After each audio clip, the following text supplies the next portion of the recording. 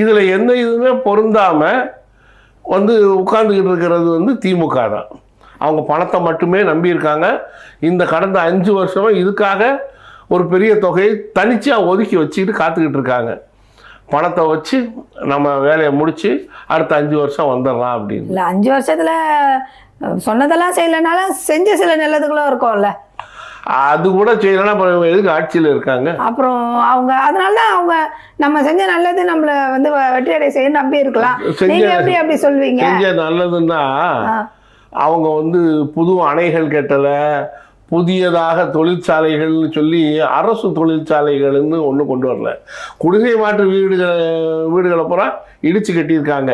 எங்கே பார்த்தாலும் திருமண மண்டபம் ஸ்டாலின் பேரில், கருணாநிதி பேரில். அது சாதனை அல்ல. சரிங்களா? மக்கள் தானாக தான் படிச்சிருக்காங்க. இவர் கொடுத்துக்கிறாரோ இல்லையோ அவங்க இந்த இலவச கல்வி திட்டத்தின் மூலம் அத்துணை மாணவ மாணவியர்களும் படிச்சிருக்கத்தான் போகிறாங்க. ஏற்கனவே லேப்டாப்பை அம்மையார் காலத்திலே கொடுத்தாங்க ஜெயலலிதா அவர்கள்.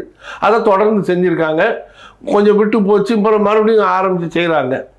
இவ்வளோதானே தவிர புதிதாக பிரம்மாண்டமாக எதுவுமே இவங்க செய்யலை. புதிதாகன்னு சொன்னால் நல்ல காசு சம்பாதிச்சிருக்காங்க. இல்லை நீங்கள் செய்யலைன்னு சொல்ல முடியாது. இப்போ மகளிருக்குலாம் நிறைய விஷயங்கள் அவர் பண்ணியிருக்காரு. அந்த ஆட்டோ கொடுக்கறதா இருக்கட்டும், மாநகராட்சி பேருந்துலேயே மகளிர் ஓட்டுநர் இருக்காங்க, நடத்துனர் இருக்காங்க.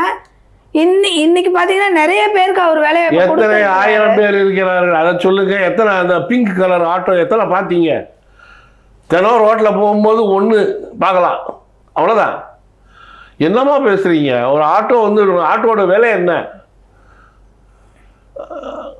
முதல்ல அந்த ஆட்டோட விலை 3 லட்சம் ரூபான்னு வச்சுக்கிடுங்களேன். சரி, 100 ஆட்டோ வாங்கி கொடுத்தா மொத்த தொகை எவ்வளோ ஆச்சு? 100 பேருக்கு செஞ்சிருக்காருல. நாங்க அப்படித்தானே பார்ப்போம். 5.5 கோடி தமிழர்கள் 100 பேருக்கு ஒண்ணுமே செய்யலனாலும் நீங்க செய்யலன்றீங்க. செஞ்சதையா சொல்லணும்ல. இவ்வளவு சிறுமைப்படுத்துவீங்கன்னு எனக்கு தெரியாது அவரை.